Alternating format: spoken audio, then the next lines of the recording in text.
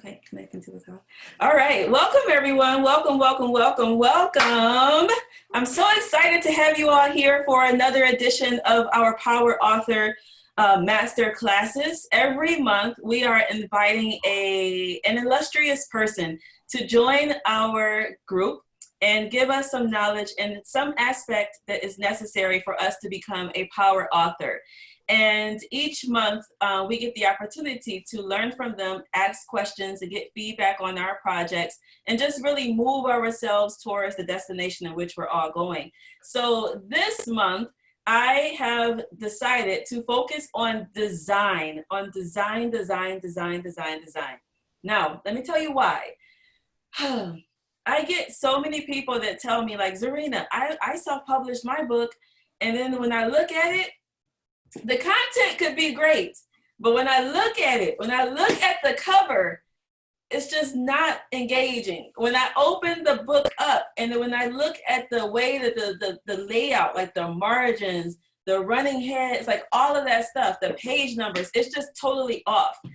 And so their content can be amazingly beautiful and structured well and all of that, but the book is throwing me off just from the design. So the design is extremely important for you to have a quality looking book.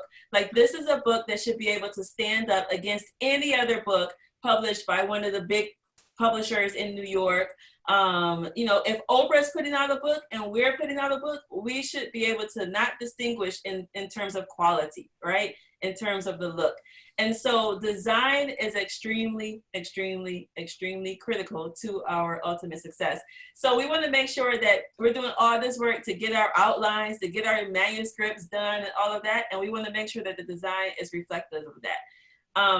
So today I have invited, she is an award-winning illustrator, and she really focuses on what we call infographics, and she may describe like what that is for those of us who don't really know what that is. But I was talking to Sarah, and Sarah, your writing coach, Sarah, right? So Sarah was telling me about this young woman who was just so amazing, right? She was like, she's the best designer ever. You're just gonna love her. Like, take a look at her portfolio. And you know me, like, I have really high standards, right? So sometimes when people tell me stuff like that, like, yeah, you're gonna love it. Like, look at their stuff. I look at their stuff and I end up being like,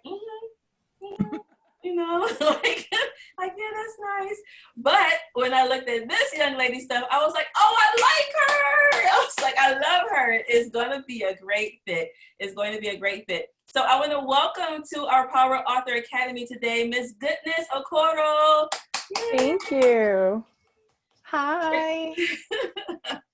So we're going to get into design today. And we're going to talk about like some of the elements on how to make sure that you have a powerful, book design, how to make sure that your book design as well. So let me formally introduce Goodness real quick.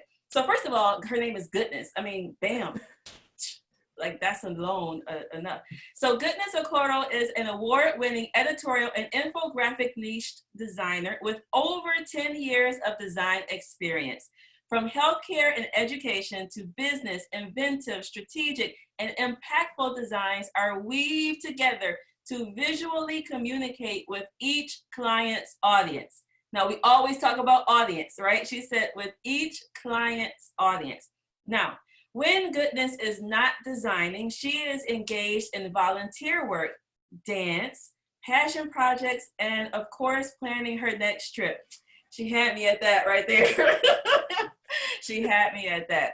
All right. So Goodness, first of all, thank you so much for joining us today. We appreciate you.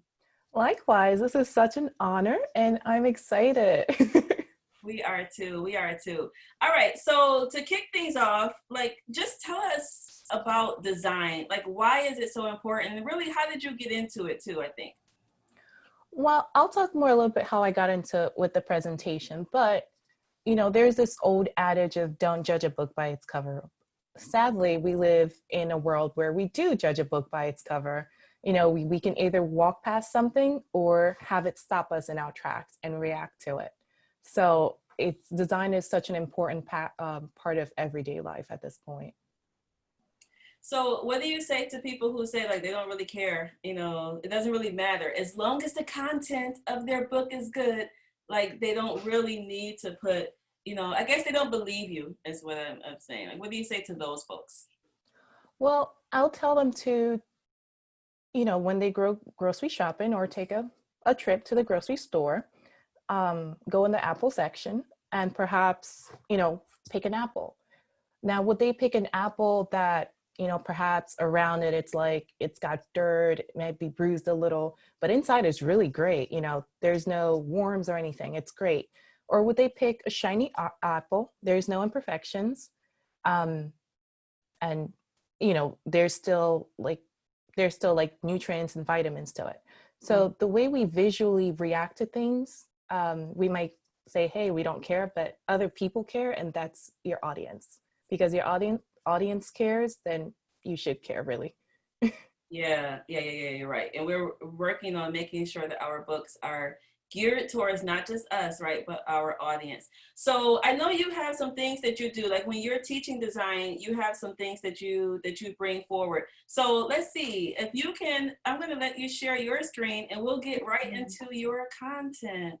And those of you who are here, my power authors, you all know you can drop questions into the chat, so we'll be able to see your questions. And actually at the end, if you have any, if any of you have a book cover that you're kind of considering for a design or something like that, you can give us the link and we'll actually look at your stuff. And then for those of you who are on Facebook, I'm going to try to pop over and see if you all have any questions or comments as well. But feel free to drop what you see. And if we don't get to your question today, then we'll definitely still make sure we answer your question after the presentation as well. All right, goodness. So I'm going to pass it over to you. Okay. And just like Zarinah said, if like for those who are here or watching this, I'll provide a free feedback or consultation on whatever status your book design or cover is, and move forward from there. So let me see. Thank you. That's very generous of you. Yeah, it's always the first step. You just have to figure out where you are, and then you can move forward. So can everyone see my screen? Let me see. Oh, that's the end. Oh no. Okay. So designing your best-selling book. We'll dive right in. So a little bit of a background about me and how I got into design, and I hope my journey can influence or at least benefit you in some way about decisions that I made, and how it got me here today. So a little bit about me. I was born and raised in Nigeria. We immigrated here when I was 10 years old. I love to draw. I went to school for illustration. Well, I thought I went to school for illustration, but my major said graphic design, which was very different. Graphic design itself, it's like an umbrella. And under that, yes, you have some illustrations, you have typography, you have like industrial design. There's so many parts of design under that umbrella. So as I started to learn and, you know, figure out what I wanted, I realized that I had to go against the grain, not just following what was taught in school, or, you know, you graduate or you get your internship, you graduate, you work here for like how many years, and that's it. So I decided to defy social norms about success and actually quit after my third year. I had roughly a few classes left, a handful of classes, but I wanted to make sure that I really enjoyed what I was doing. I wanted to get my hands-on into design, because it was starting to be an important part of me. So my internship offered me a job. They decided to take a chance on me, which was surprising because I didn't feel like my skills were quite up there. And they helped me discover my niche, what I wanted to do. And that was editorial and infographic design. So I work with a design firm to communicate in New York. One of the things that we focused on was not just interior design, but impactful cover design. And I'll come back to the impactful design a little bit towards the end, but cover design was such an important part of this design company, because that was how, that was what people reacted to. It was, well, take for example, the magazine on the right. BizEd was targeting business schools and business higher ups. However, despite the content, they wanted something that was able to visually attract the readers. No doubt you'll agree, like all these covers, like, you know, there's something intriguing or just like curious about them that made you want to like, oh, it's like, I want to open it at least to see what's going on. So it led to me moving. I moved down to Charlotte, North Carolina, started looking at different companies that I could work with or freelance with, trying to get my feet wet or even get my feet rooted in the design community. So I looked up AIGA, which is the organization for graphic designers. There was Thumbtack, there's Upwork. I'll speak more about these later on. So that led to moonlighting. I don't know if some of you have a full-time job and this is your passion. So you're just trying to balance both. But moonlighting really helped me to test out the field, sort of. Like I started working on Upwork. It connects businesses to all, like of all sizes, to freelancers, independent professionals, and agencies. So I actually worked as a writer a little bit here to start with, and I gave up because that wasn't what I was. In my heart, I love to design, I love illustrating, I loved art. So in your shoes, perhaps, you know, you might try, like when it comes to book design or even writing itself, it's like the goal is to find something that you're passionate about, and also something that reflects that passion, not just, you know, it's like, yes, I love writing. Oh, like I want a cool book design, but does it speak to you? Does it speak to your audience? How do you connect with that? Then that's when I discovered Thumbtack. So Thumbtack itself, it also connects local clients. It's more local to freelancers. And there's an option to work remotely or connect to your designers remotely. So that's where I learned, I started to grow as a designer. I got into logo design. I started also pushing the limit of editorial design. These are just a couple more designs that I did. I work with clients like Matteo's Pizza. I collaborated with Sarah on some of her books, and one of it was Natural Disasters. That was an eye-opener. But as you notice in these, although some of these were magazines, some of these were books, one of the things that stands out is impact. One of the things that stands out, it's, you know, if you look at the yellow one, we'll discuss a little bit more later, but it's just typography. The color is bright. It emotes or evokes happiness. It evokes a brightness, a warmness. It ties in with the prospect aspect of the cover. Then we go into, you know, the Solvita magazine, the travel magazine. So the theme or the subject is traveling.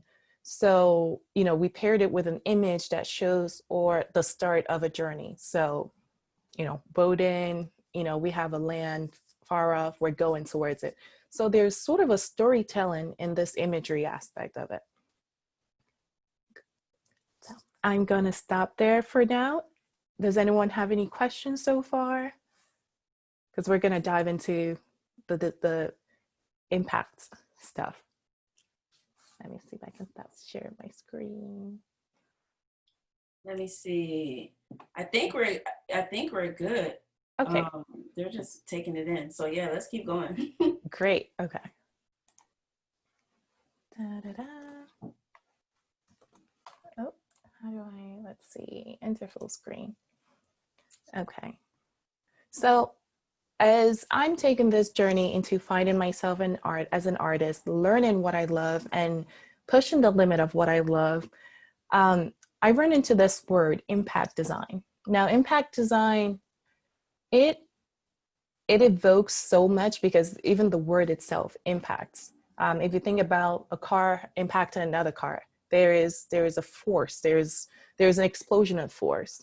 Now, when it comes to cover design, and I say the word cover design because it covers editorial, like magazine design, and it covers also book design, because the same design process is used to design both.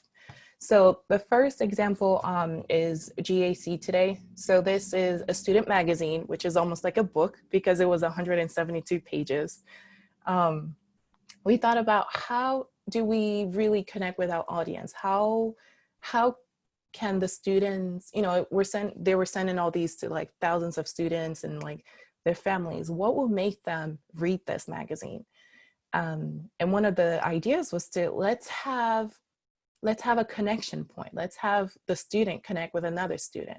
And we do that through photography. We do that through, you know, the student featured on the cover, just gazing out towards, and perhaps towards the right side where you open the book. So little things like that does have an impact, you know, thinking about how the reader will interact with the book, will interact with the magazine, will interact with the piece. Then there's hold up, I got a question real quick. So let me see if I caught what you said. So you on the GACS one, the student's purpose, you said that one of the reasons that you had the students looking to the right was because you opened the book from that side? So if you look, if let's say the image was flipped and the student was looking to the left, well, that's nice, but it doesn't prompt you to perhaps look inside. It's almost like a curious subconscious speak. And that's one of the reasons we went with this image. I love that. Thank you for like giving us some nuances to think about as far as how you're going to engage with it. Okay. And then we have the Tufts Design. So the approach to this is one of my first cover designs. It was simple. It's almost kind of humorous. It intrigues the viewer, you know, because everyone, you're either pro bacon or not so pro bacon. So it definitely had a standoff point as people looked at it. Now, Mitchell, on the other hand, you would notice that the lady's actually looking towards the left. Now, you can see there's perhaps a slight shadow on that corner. And once again, it's sort of like a visual interaction with the viewer. So it's almost like she's looking maybe a little to the left, but she's kind of looking at you, or, you know, it's like a pharmacy. So if you go to the pharmacist, they're looking at you. It's like, how can I help you? And that's one of the reasons we went with that image and sort of that composition and the photography for that one. So let me ask you a question real quick, Goodness, about this images stuff, because a lot of times our people, and you may have it later in your presentation, if you do, just let me know. But a lot of times our people will want to use a stock photo for their cover. And so when you're going to all those different places, like trying to figure out which picture is best, are you saying, so one, like with the first part, the student's purpose, you kind of gave us a tip to kind of look at how the person is going to engage, you know, with the book and those things. Like, how do you go about knowing which stock photos would be good for a cover? Is that something you cover later? I allude to it because there are project samples that do use stock, whereas GAC and Mitchell, they have their photographers who take these pictures. But something to keep in mind, whether you're using a professionally shot image or stock photo, is understand your audience. What would your audience react to? Also, that image, does it look cheesy? That is the one biggest question that you should ask yourself when using stock photography. Is it cheesy? Is it used a lot? Have you seen that pose? Is it something popular? And if you answer yes to any of those questions, I would give perhaps some pause, just think about it a little bit, and then ask yourself, well, how can I do something different? How can I make this more than stock photography? So if you compare GAC to Mitchell, you have a photo that's very zoomed in. There's not blur, you know, it's, you know, his skin is textured, it's normal. This is like a normal kid on a normal day of school, maybe just looking at the teacher or something. However, with Mitchell, yes, you know, she's wearing makeup, it's more professional, it's very tidy, and there's a professional element to it. versus the GAC version. So something to keep in mind is compare, understand, explore different options, explore stock image that focuses on perhaps a portrait versus an image that's like zoomed out. Compare and contrast. What is the best way that you can showcase your book? And don't be afraid to mock up both and send it out to friends and get their feedback. So going into making your book pop. So the image on the left and the image on the right, sad to say, well, I designed both of those. I designed both of those at very different phases of my design career. The one on the left, I designed about 4 or 5 years ago, just starting off, like, that's when I was really finding my feet with editorial design. And I was like, you know, this is impactful, the eyes, the gaze, the typography. But there were things about this book that didn't quite make it, that didn't quite raise it to a bar of like design level that it could be. And one of the glaring things was the author's name on the bottom. It's barely readable against a dark background. Yes, the title stood out. Yes, it evoked that medieval typographic vibe. And yes, you know, the image with the crown, which you could barely see, is very dramatic, but the impact was sort of lost and it just felt a little blurry. And even like, as you saw it on Amazon, I was just like, man, I don't know if I will buy that book, but yeah. But, you know, the author came back a few years later, actually this year, and he's like, hey, I'm writing different versions of this book. I still would love you to be my designer for this. What do you think?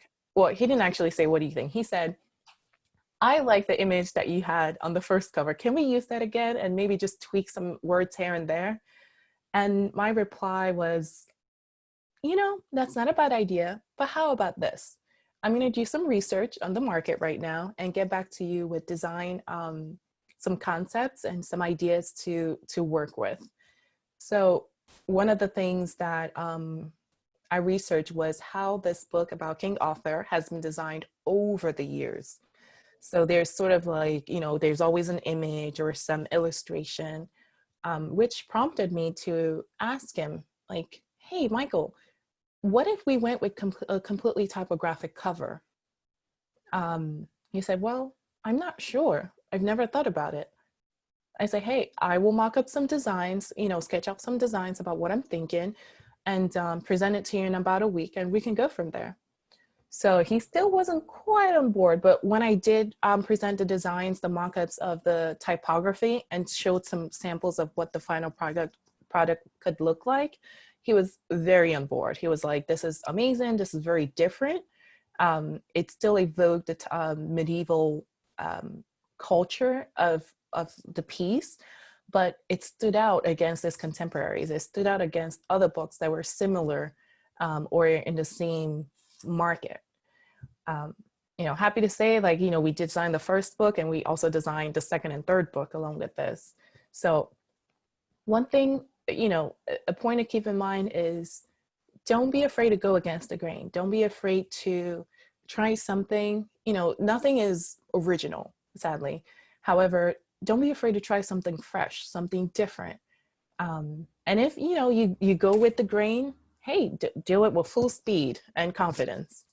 So I just want to say that that second one looks like the bomb. I mean, it just looks, it looks, there's so many of the little touches. Like I'm looking at the author's name, which you pointed out, and the arc, like the arc that you did with the name inside of that framing part. I mean, everything is absolutely perfect. And it's symmetric at the bottom with the you know, whatever you designers call it, but those things on the left and the things on the right, like those two things, like it looks really, really, really, it looks really good. You could tell it had a lot of thought that went into it.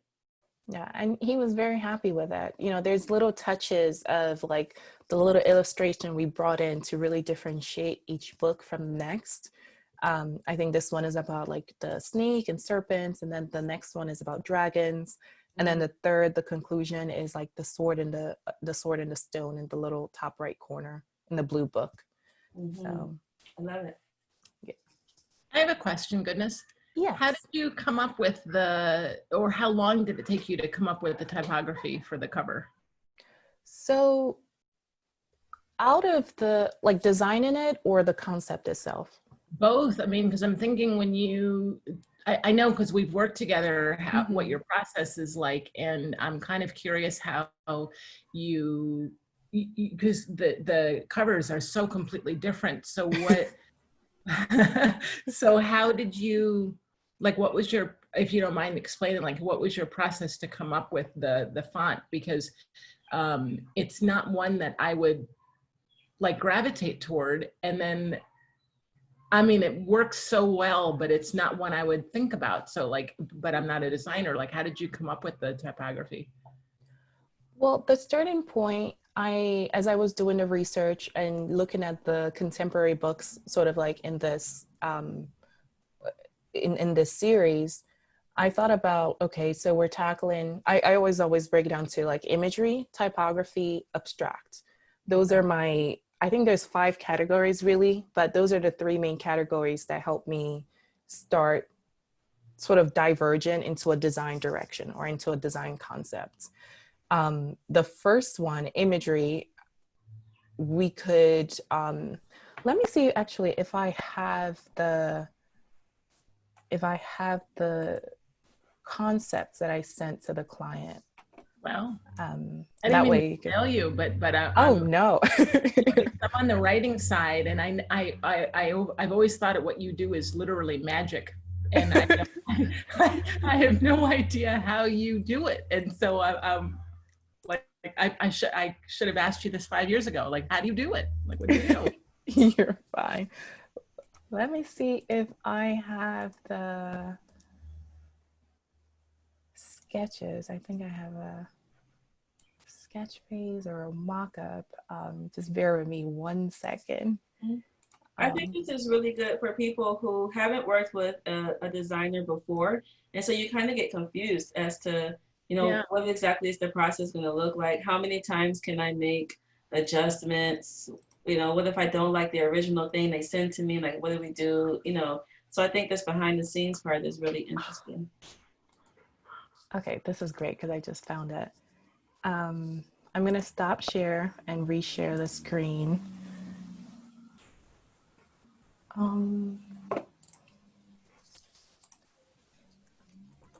Okay.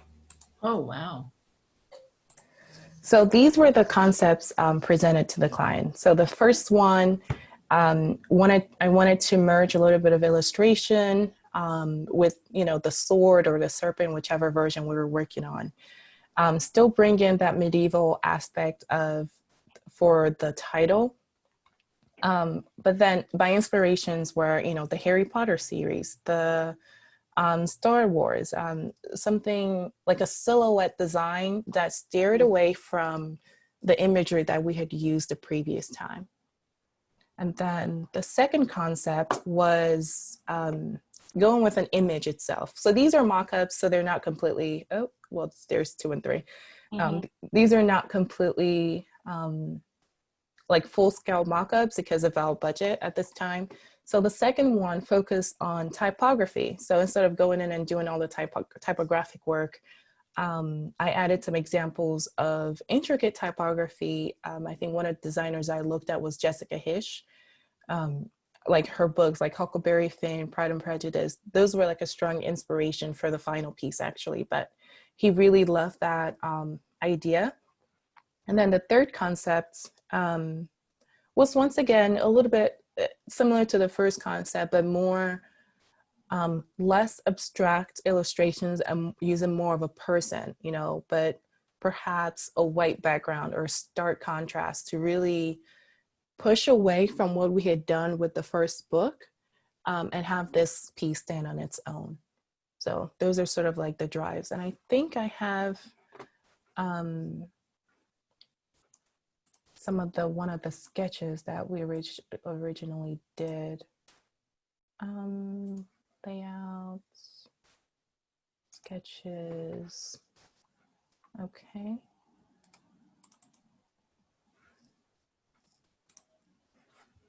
Let me share So as he approved the second concept, we went into like a rough sketch phase of,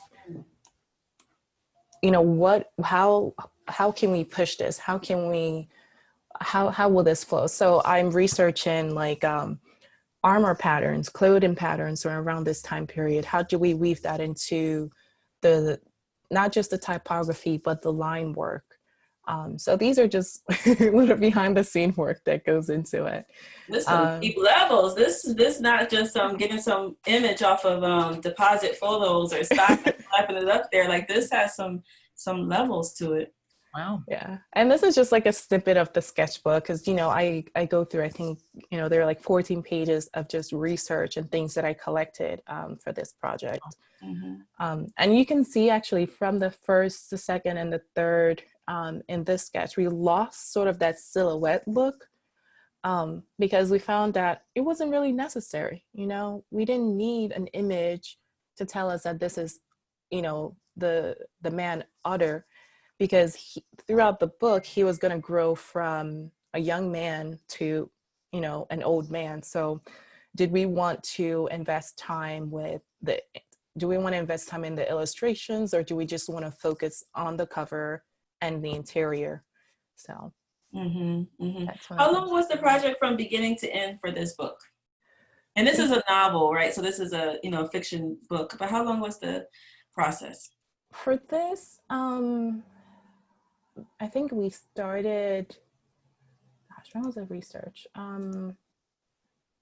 We started mid-May, and we actually just completed and launched the website earlier. So like May to September, June, July, August, September, like 4 months.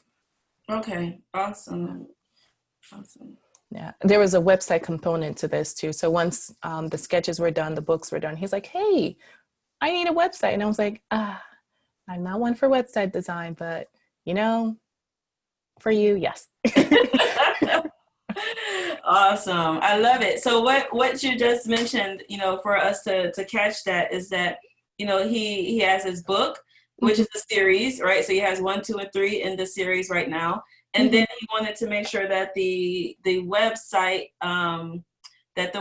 also was a part of the branding, which is very important, right? So for those of us who are maybe just starting out and we may not even have a business brand yet, you know, building off of your book brand is the way to go. So if you're trying to decide, well, how should my cover or how should my website look, then just use similar elements to what you have on your cover and bring those over so that when people are looking and they're finding you and they're searching around, everything is cohesive and it all goes together. So awesome. Indeed. And actually, let's just take a peek at the site. It's really more of a landing page site than, you know, like a full, like a full-fledged, because he just wanted a landing page where someone can see the images, click on like an order now, go straight to Amazon and order. So this is not a high budget project. It was very simple, like 2 landing pages. Let me share the screen again.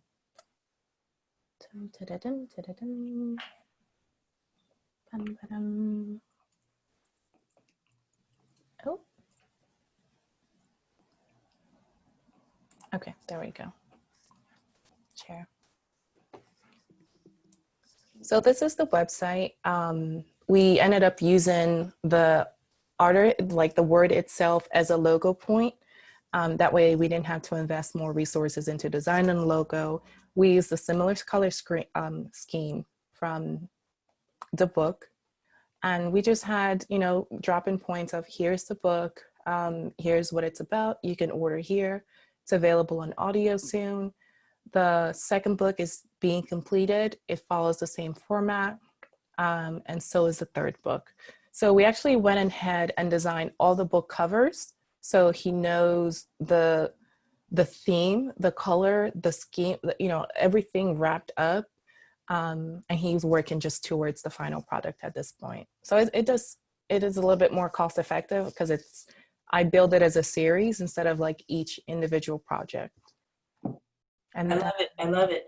And so stay right there real quick. Okay, thank you. Yeah, I wanted to just show like this is a simple web page that it does you don't have to have a whole lot. You don't have to have a whole lot to have a powerful presence online. So that at least when somebody says, "Oh, well, how do I find out more about you?" you have some place to send them. So on the home, can you scroll down, goodness? So on the home, we have, the top, then you have the book cover, and then you have BAM, order button, right? So order, and click this that takes you straight to directly to Amazon. Amazon, directly to Amazon, right? So Yep. awesome. And then the other information on there was for the upcoming books. Now, just real quick, we're not talking about marketing right now today. However, branding, design, all of it goes hand in hand.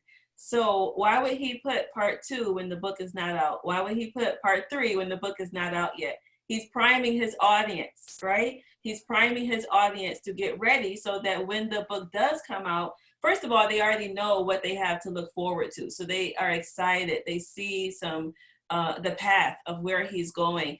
And if you have someone for your first book, it's 10 times easier to get them to purchase your second book than acquiring that first customer. So he's very smart in utilizing his, the space, the space he has online, right? Utilizing that and promoting and preparing his audience for the future. All right. And so, yes, if you could show us the about for him, that would be great too.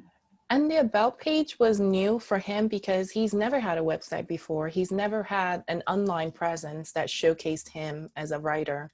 So, that was one of the reasons we added an about page, his journey. This is his first novel, even though it's a rewrite, but this way people can put a face to the book and not just, it's like, oh, there's a random book, but it's a more personal connection. Yes, yes. And just one quick thing on this. For most of our power authors, they will have their author photo on the back of the book. Like most of them will have a thumbnail photo of themselves on the back of the book. But again, like it's not really complicated. It's just a paragraph. It's just a paragraph about him with his name big and the ending line of his book. And so I just want to kind of reiterate the simplicity of it all. It doesn't have to be super duper duper complicated. You just need a bio. And we actually have a template for you all as far as like how to write your bio. So you don't have to really overthink that at all. Just follow our format and start using it, put it up. So, okay. I don't know if you've heard of the KISS method. They call it like keep it simple, silly. Yes. Well, that's a better version of it, but all right. I will continue to share my screen. Let's dive back in. Let's see. It's good stuff, goodness. Thank you. You're so welcome. And it's not to say it's really easy because it is a journey if you're not aware of how to start this journey or where to go in this journey. But as you go through it, just remember that if all else fails, don't overthink it.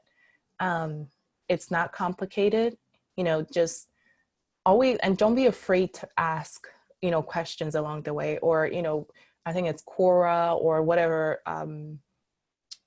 BuzzFeed answers or whatnot. Always ask questions online because sometimes it really is that easy. It doesn't have to be complicated.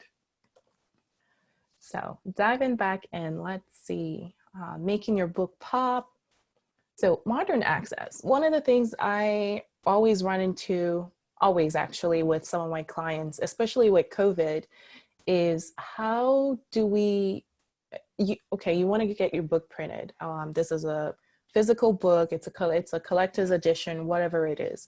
That's great. However, a growing percentage of people actually do not buy physical books anymore. I know I don't. All my books are Kindles, or I must really love the cover design to like actually have the physical book. Like I'm not buying it to read, I'm buying it for like a keepsake. So one of the things my authors always ask is like, how do we get into a digital format? How do we an ebook or an EPUB or like an online, like, you know, where people can read it online. There's so many resources. However, besides that is think about how will your book look on screen? How will your book look on a phone? How will your book look on a tablet? And these can really impact some design decisions that you might make. So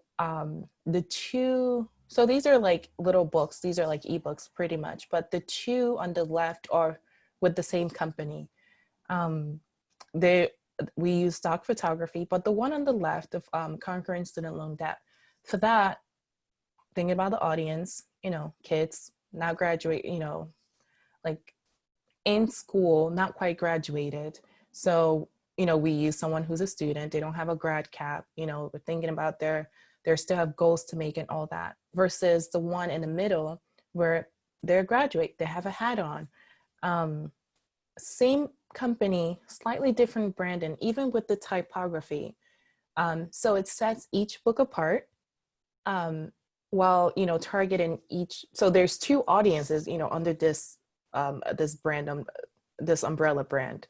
So there's the students who are not quite there yet. There's the students who are, you know, graduated. So they're still targeting two, but using typography, using imagery.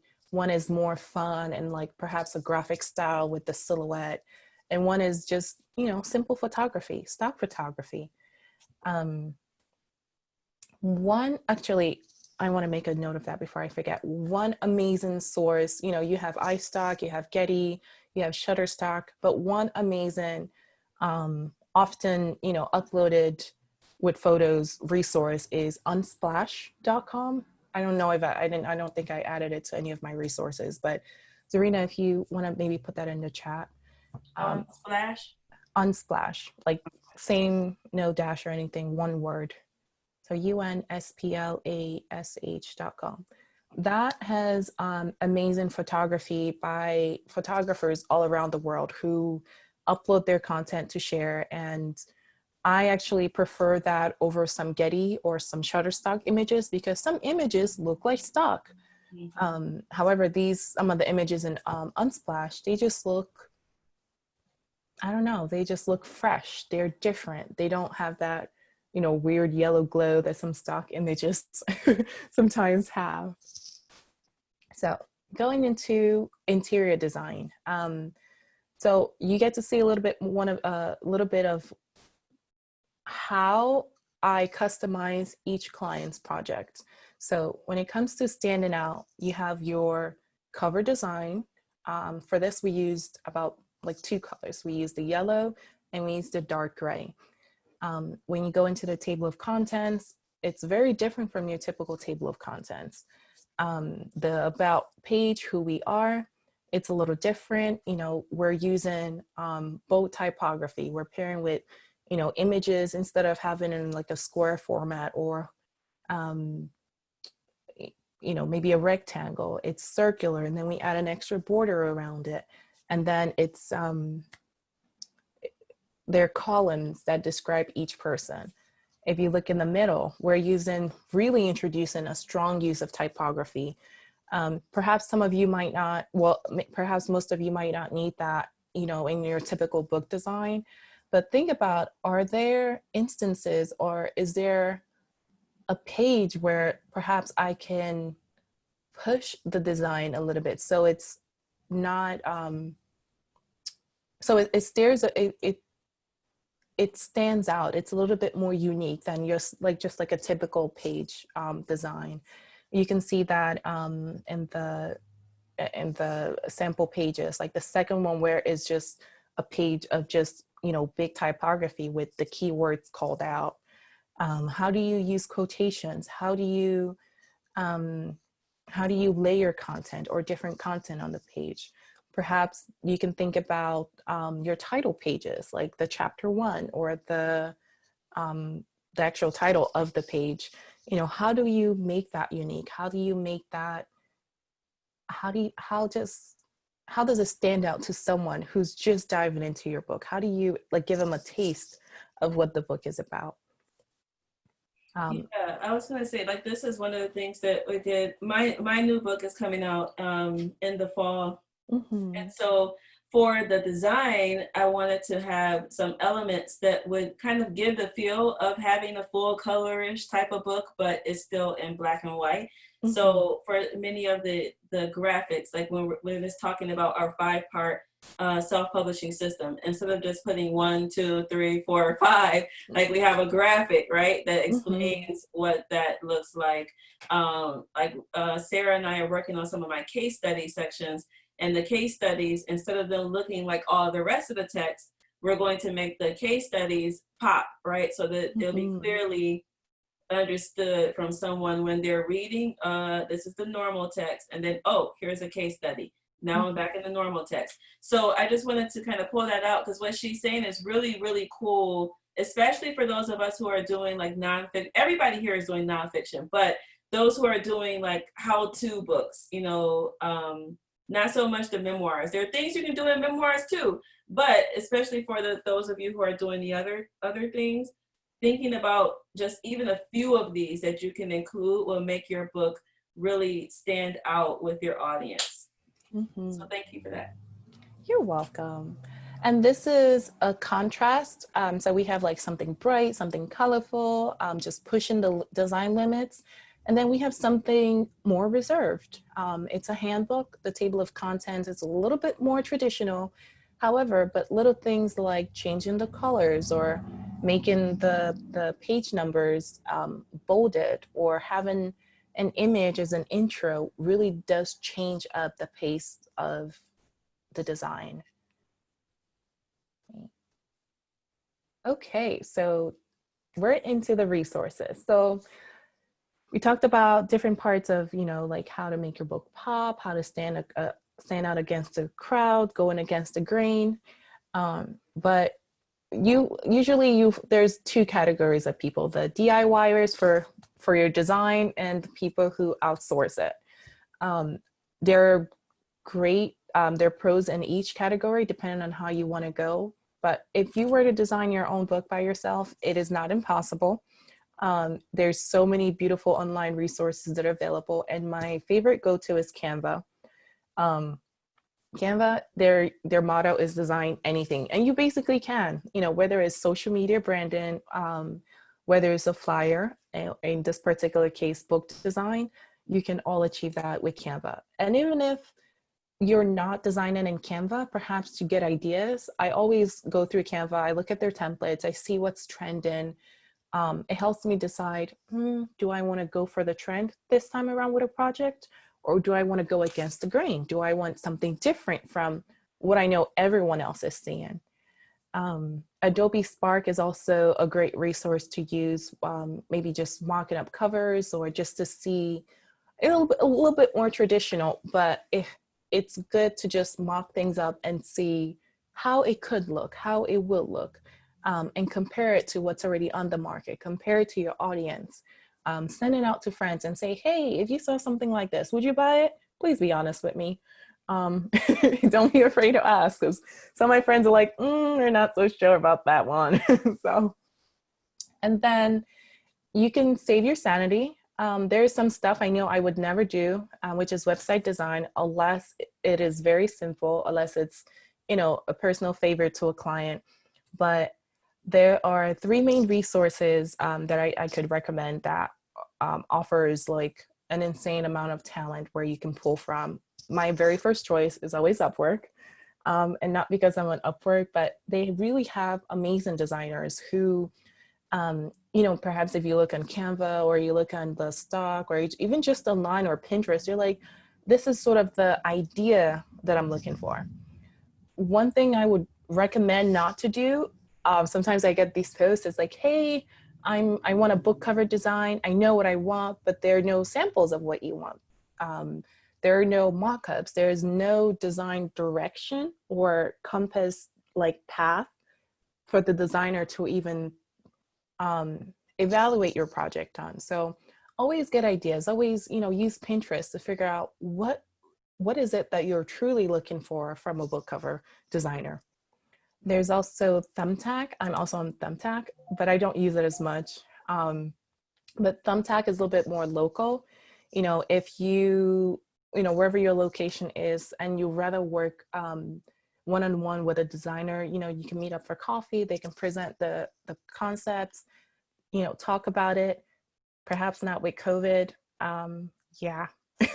But so, and that's why it's great, because you can work remotely for both of them. There's also Fiverr. I have personally not worked on Fiverr, but some of my friends have, and they, you know, they love it. So that's also an option for you to explore. And I think most of these, it's free to actually get a quote, or to actually, you know, post a job and see what sort of response you get. So feel free to do that and just get that started with your design project. So Zarinah had a question, which Mm-hmm. I think you just kind of answered, but let's see if you have anything to add. She said, do you prefer the client bring you books of inspiration, quote unquote, or to just verbally describe their vision and you go from there? As a visual person, I almost always prefer some samples of what really you connected with, or what you're looking for, because you can verbally articulate, you know, what you want. However, for most designers, they're visual people. You know, you can, I've read like a whole like 3, 4 even longer pages of a proposal, and I'm still scratching my head like, so what do you want? Versus sending me an image, I'm like, ah, okay, got it, that idea. And it doesn't mean that the designer is going to copy it.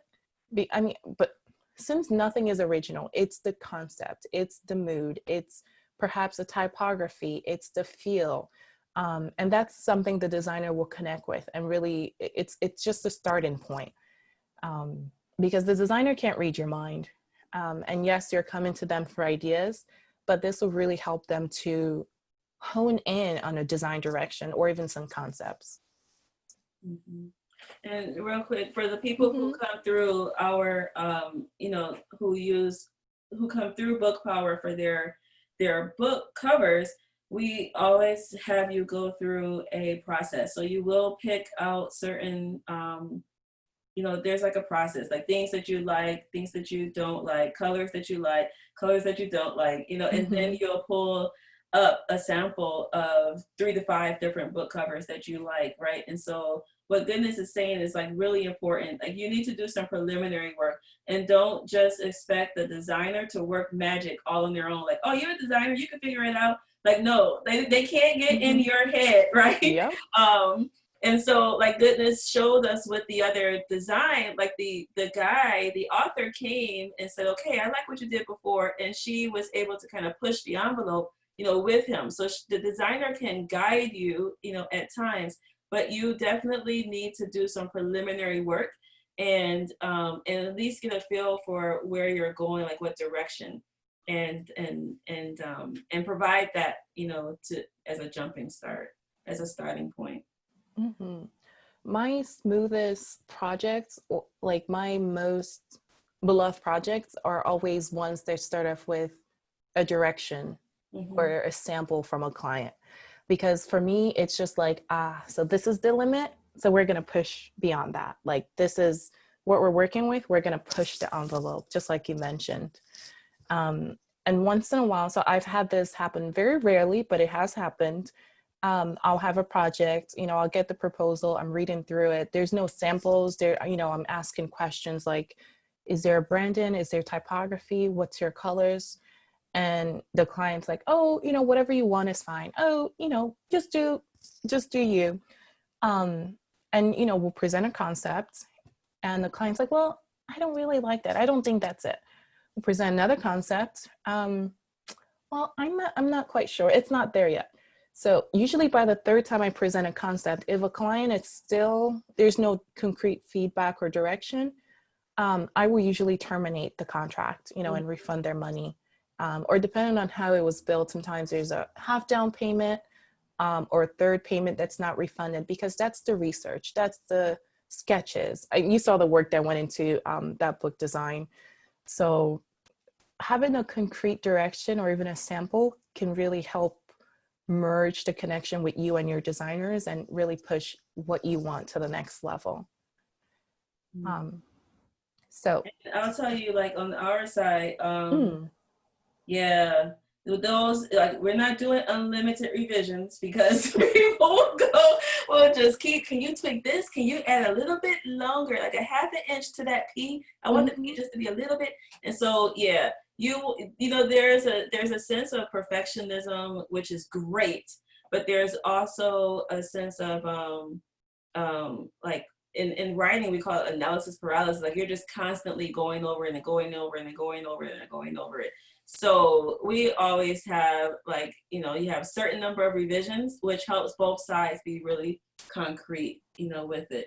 So Zarinah's asking, what are the average monetary costs and quality costs involved in hiring a professional like Goodness versus maybe a new grad or getting a homie hookup from a friend who's good at making flyers? Well, one of the things I try to be completely, you know, I don't really hide it, is my market price. My market price is $75 an hour. And while that might be, you know, while some might think that's the high side, you know, a lot of my other, you know, design friends, they charge like $125 an hour. In the market, you probably average around maybe 40 to 50. For someone just coming out of grad school, it's probably like 20, 25. It really depends on their skill level. It depends on where they want to perch themselves on the market. I personally found that my rate of 75 an hour helps me work with, you know, universities and nonprofits alike versus and mom and pop shop. Like, there's a balance to the rate and the quality of work that I present. Also, I have sort of like a name your budget policy with some of my clients. So if a client comes to me who's like, you know, this is what I like design, here's some samples. I ask them straight from the bat, like, what is your design budget? That is something that having or knowing in advance can really help you stay within budget, figure out what sort of designer you can work with versus, you know, it's like, well, I'm not really sure. And then you get this bill at the end of the project. And then you're not happy with the project. You know, on top of that, you're like, I hate this. What is this bill? So I asked my clients, you know, whether it's 75. So the other project, for example, was the cap for that was, I think, 1,250, and that's for the book design and the website design. It is very much on the low end for that sort of design because a lot more hours. That was a steal. Like, yeah. I was really did you. If I were coaching you as my client for business, I'd have been like, goodness. I see, that was like, so I've had this client for years, you know, we've known each other for 8 years. So, and also I think I felt bad from the first book. I was like, oh, we had to do better. Like, this is more for my redemption than for your book design. Right. So it's very much on the low end for that, the amount of work that went into that. But that became a passion project. That's a project that I love doing. So I was like, you know, we're going all out for this. But definitely have a budget in mind. Have samples of what you want. And Upwork is really great because you can, you know, there are people who work for $15 an hour and there are designers who work for $150 an hour. I like my little sweet spot because, you know, I can get to pick, you know, dependent on the project, not always on the budget, really, on the project. Yeah. Mm-hmm. So they're saying, how many hours should we expect and plan for? How do you develop a design budget? A design budget is literally, you ask yourself, how much do I want to spend on this? And get quotes, ask around, do your research. I think there's like a design estimator tool because you can work, you know, a designer can work 5 hours on a project or she can work like 30 hours on this project. Mm-hmm. If it's a simple project, you know, just typography, imagery, yes, it's a bit on the low end. But if you really want something that stands out, like, you know, this book cover example, the plant-based guide, that was on the high end because the client was, you know, that's custom photography, all the foods, you know, we took photos of this, the layout, everything. the client was having, you know, this mega launch and really wanted to invest a lot of time and money just to make sure that this final piece was really what she dreamed about, like for years now. So it really depends on where you set the bar. Because, you know, if you set the bar low, you might get like a okay design. But the more you invest and do your research about the designer, like look at their other work. You know, don't just pick a designer. It's like, oh, this person said they do book design. No, look at their work. Does it feel compatible with what you want? Talk to them, set up a kickoff meeting. Usually you're not built for that. And ask them, how can they approach your project? And that can really help you set the budget and the bar for your project. Mm-hmm. And also with the budget and the project, like, so as Goodness mentioned, you know, she primarily does the design of the covers and that work, but then in this particular case, you know, she did the website, right? So you just want to see and ask up front, like, would you design my promotional materials? Would you design the website? Or would you only design the book cover? So you want to have those conversations early with your designer at the onset. And one thing, you know, Goodness, this is a question for you. I don't know if you have it later, but oh, this is our last slide. Okay, great. Well, one thing that I have wondered about in working with like the many designers that we've worked with over the years is the raw, the design file, like the raw file, right?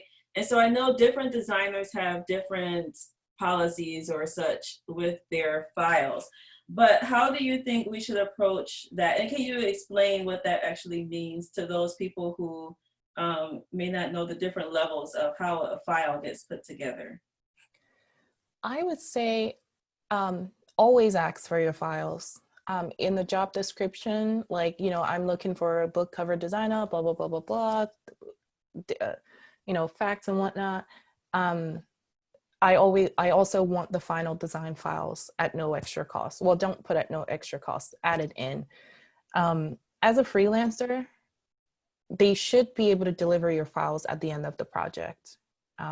Because let's say you finish the project and something happens with the designer, you know, they take back a full-time job, their computer crashes, and, you know, all their files are wiped out. That happened with my last laptop.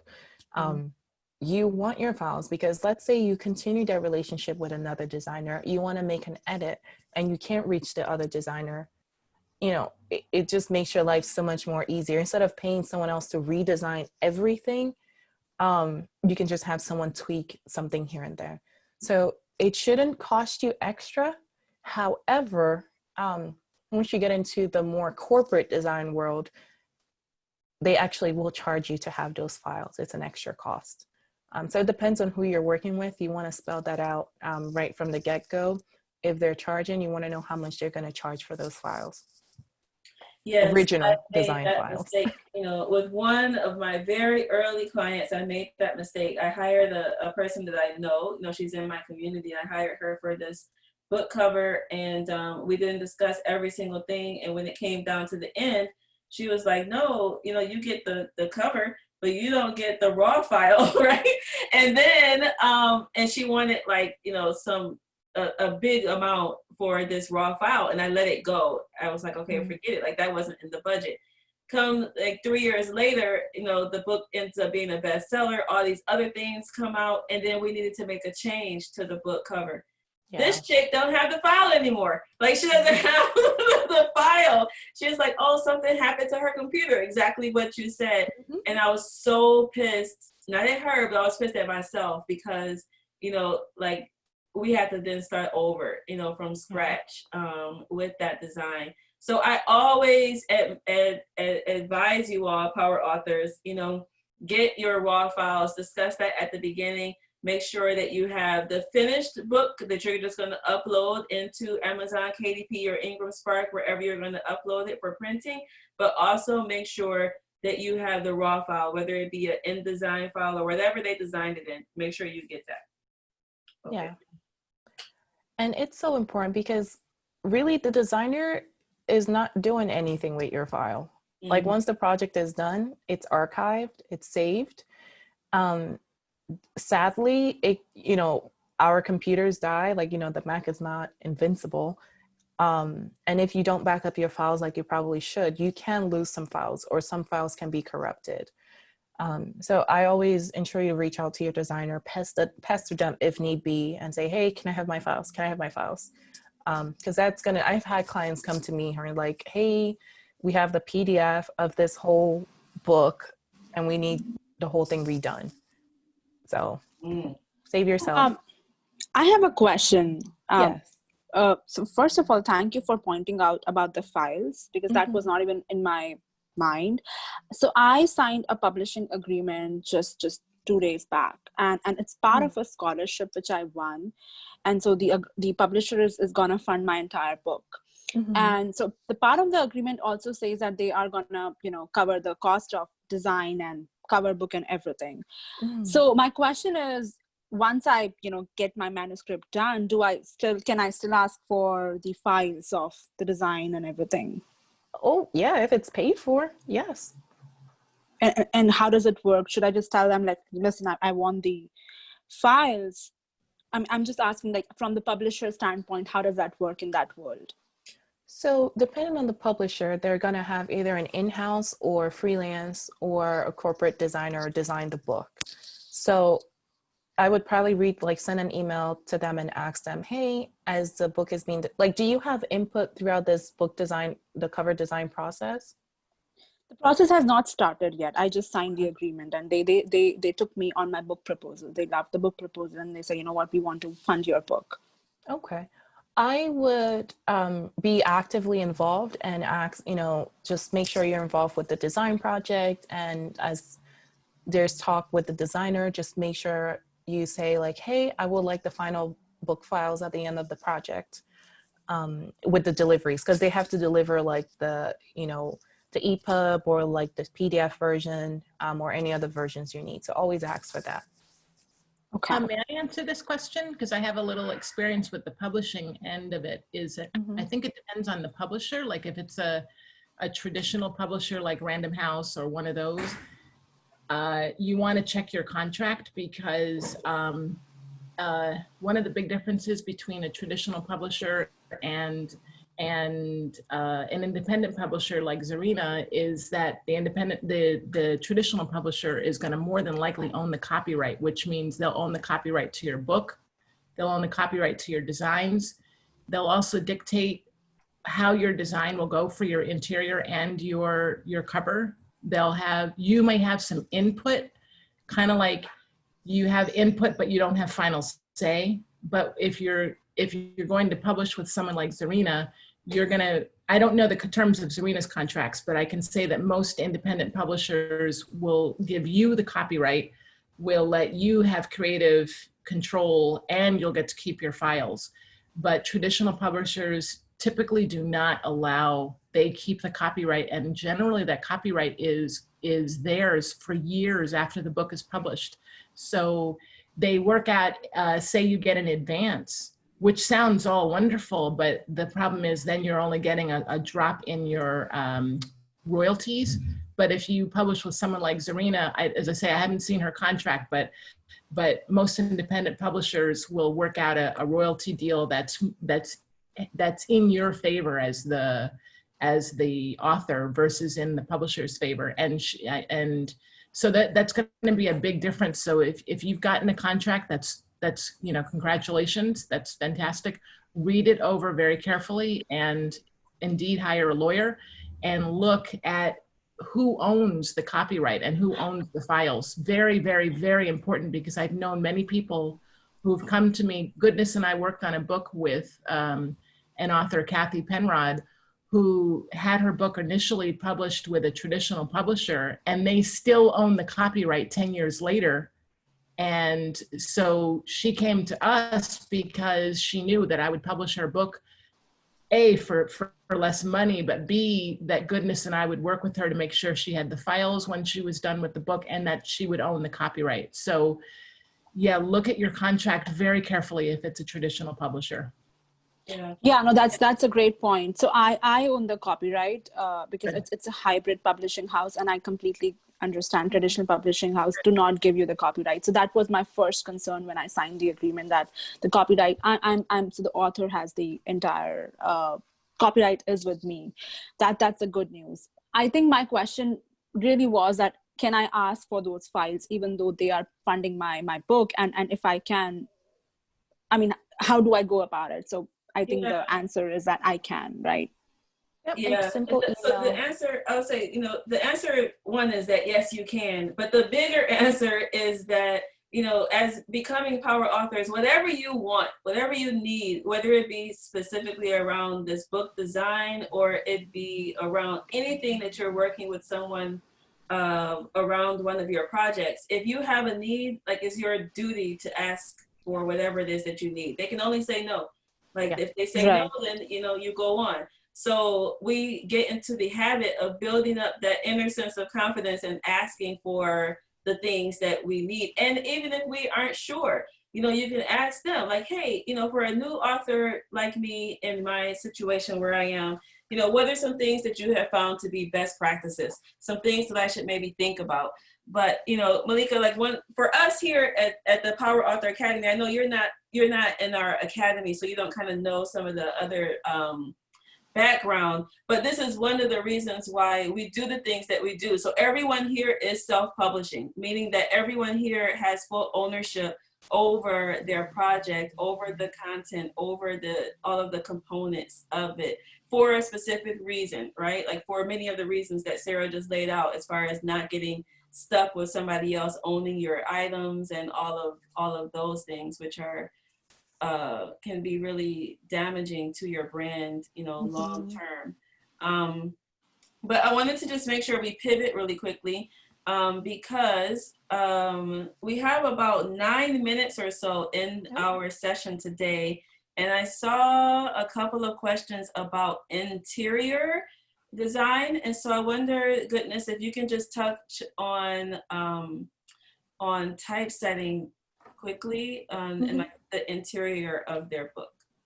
Sure. So sometimes I run into designer or, clients who they just want to cover design and they'll take care of the interior. And that's great. However, if you're already investing in a cover design, it's usually best to also have someone who can typeset your book, because this creates a cohesive brand from beginning to end. A lot of authors don't use the traditional design softwares like Adobe Design or Figma, or I think there's another one, but usually Adobe Design or Adobe InDesign. So since they don't use that, their typesetting can usually happen in Microsoft Word, and Microsoft Word is not fully equipped with the design capabilities of Adobe InDesign. So if you have a designer who's designing your book cover, who's skilled in interior book design, because some people are not. Some people can just do cover design, flyers, layout design, but not typeset an entire book. So it's something that I would invest in. Just as you're investing in that book cover, you're investing in yourself, you're investing in your project. So just go all out instead of, half an investment with an interior that doesn't quite meet with the standard of perhaps the cover. Yeah, they open it up and they're like, woo. Like I've had that happen. I've had people just come for the cover design and I'm like, I don't think I'm going to put this on my site because someone's going to open the book and wonder, did she do that? No, I didn't. I love that. All right, let's see if there's any other questions that I missed here. What's an average on the high end? So I answered that kind of. So just on the pricing, a lot of people have questions on the pricing. So again, like, pricing can have a great range depending on the designer that you pick, and then also your budget. What I do want to tell us though, like, for those who have smaller budgets and maybe kind of feeling like, oh my God, I may be priced out with working with somebody that's really great, what your job is at the beginning is to do the best you can with the budget that you have. And so the components that that need to go into reaching your audience, Like your job is to do that. So if you only have a smaller budget, like you're not going to sacrifice look, if you will, just because you only have a smaller budget. Like you're going to try to figure out, and we can talk about this more, but you have to figure out ways to get a great design, starter design, you know, done. And you may decide, like Mr. Michael, that, you know, 2 years from now or 3 years from now or whatever, that you're going to come back and redesign your stuff, right? So never let a smaller budget stop you from doing the best you can at that time and moving on. Like get the book done, and you can always come back and redesign. Like uploading the new cover into your portal is not a problem at all. It's just, it's quick. And it also actually gives you something else to kind of use for promotional material. Like, hey, look at the new cover design, you know what I mean? So just don't feel priced out if anyone is like, oh my God, like don't feel like that. You know, you're always gonna be able to get something. And always ask your designer, if there's a designer you really wanna work with, and this is like, you know, just send an email, just send a comment, just send a message and say, hey, this is a book that I really want to publish. This is my budget. This is what I'm envisioning.